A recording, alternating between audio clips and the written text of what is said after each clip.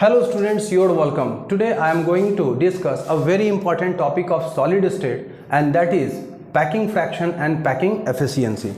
See, packing fraction.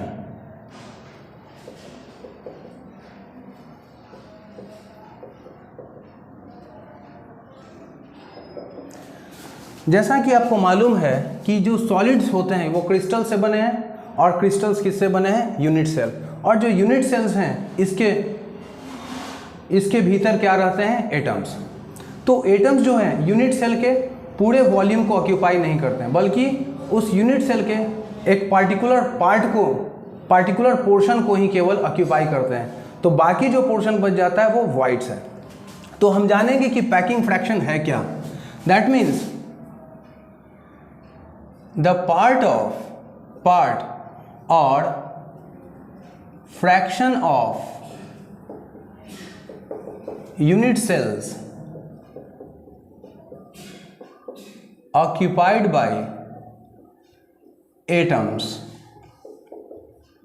is called, ये क्या कहलाएगा? Packing fraction. ये क्या कहलाएगा? Packing fraction. ठीक। और पैकिंग एफिशिएंसी क्या होगी?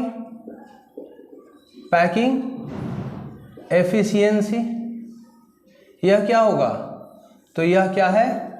Packing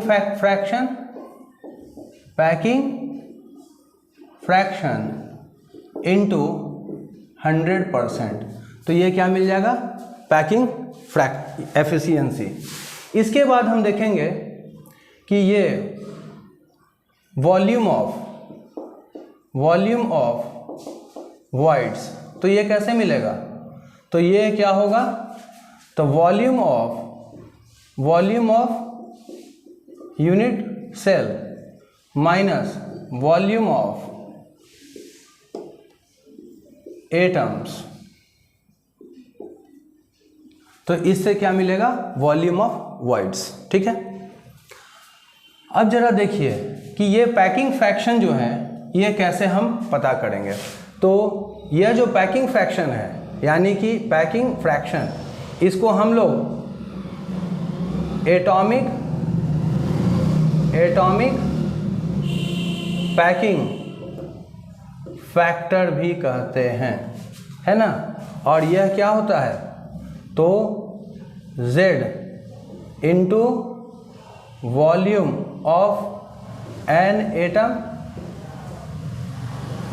divided by volume of unit cell. ठीक है। जहां Z क्या है? Where Z is number of atoms in a unit cell. ये जो नंबर ऑफ एटम है यह क्या है? इफेक्टिव नंबर ऑफ एटम है। ये टोटल नंबर ऑफ एटम नहीं है। ये क्या है? Number of atoms that belongs to the unit cell. That means number of atoms that are part of the unit cell, यानी इसको हम लोग क्या कहते हैं? Z effective. ठीक है। और यदि इसी को 100% से मल्टीप्लाई कर दें तो क्या हो जाएगा? आपको पैकिंग एफिशिएंसी मिलेगी। ठीक है। अब देखिए हम लोग देखेंगे atomic packing factor of simple cubic lattice, है ना, SCl, सिंपल क्यूबिक लैटिस। तो आपको पता है कि यह जो सिंपल क्यूबिक लैटिस है इसका जो यूनिट सेल होगा यह कैसा होगा? Primitive unit cell. कैसा होगा? Primitive unit cell. और प्रिमिटिव यूनिट सेल क्या होता है? एक ऐसा यूनिट सेल जिसमें एटम्स कहाँ होते हैं? केवल कॉर्नर्स पे होते हैं और कहीं नहीं होते हैं। ठीक।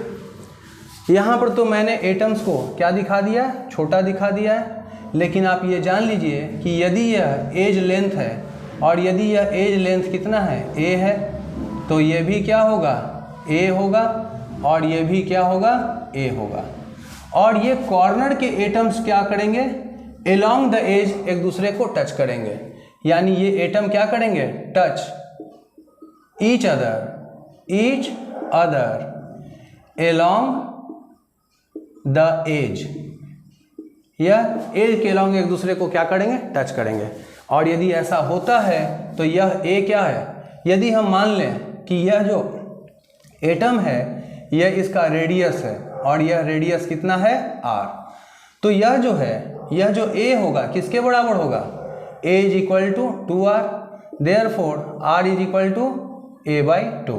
ठीक, अब देखिए चूंकि यह क्या है, इसका यह जो सिंपल क्यूबिक लैटिस है इसका यूनिट सेल क्या है, यूनिट सेल क्या हो गया,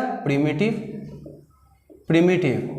तो इसमें number of atom, number of effective atoms, that means Z effective, ये कितना होगा, एटम्स कहाँ हैं, केवल कॉर्नर्स पे हैं, और एक कॉर्नर पर जो एटम है वो इक्वली डिस्ट्रीब्यूटेड होगा किसके बीच, 8 unit cell.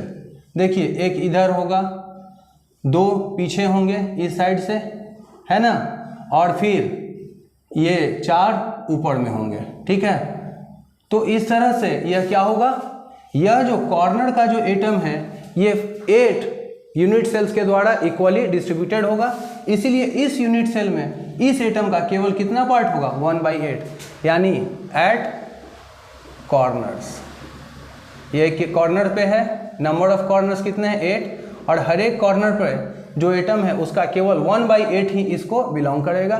So total number of atom कितना हो गया, 1। ठीक है, अब देखिए ये इसका वॉल्यूम ऑफ 1 एटम, एक एटम का वॉल्यूम, चूंकि एटम कैसा है, स्फेरिकल है, इसका रेडियस r है, तो यह क्या हो जाएगा, 4/3 πr³। Volume of unit cell, तो यूनिट सेल का वॉल्यूम क्या हो जाएगा, ध्यान दीजिए ये a है तो a into a, that means a³, और a कितना था, 2r का क्यूब, तो ये कितना हुआ, 8r³। अब निकाल दीजिए, यहाँ पर सीधे क्या कर देंगे, पैकिंग फ्रैक्शन, हम लोग क्या लिख लेंगे, पैकिंग फ्रैक्शन ऑफ किसका, सिंपल क्यूबिक लैटिस।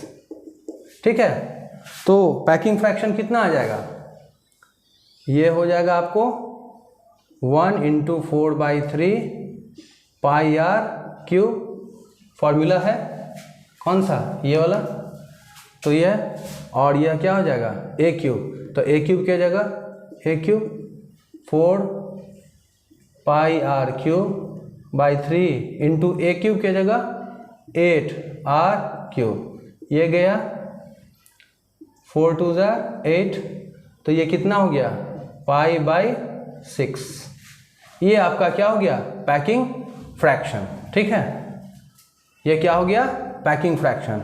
और यदि आपको क्या चाहिए, पैकिंग एफिशिएंसी, तो यह क्या हो जाएगा, π/6 इंटू 100%, यही आपका होगा। ठीक है, इसको कैलकुलेट कर लीजिए, पाई का वैल्यू कितना होता है, पाई इज इक्वल टू 3.14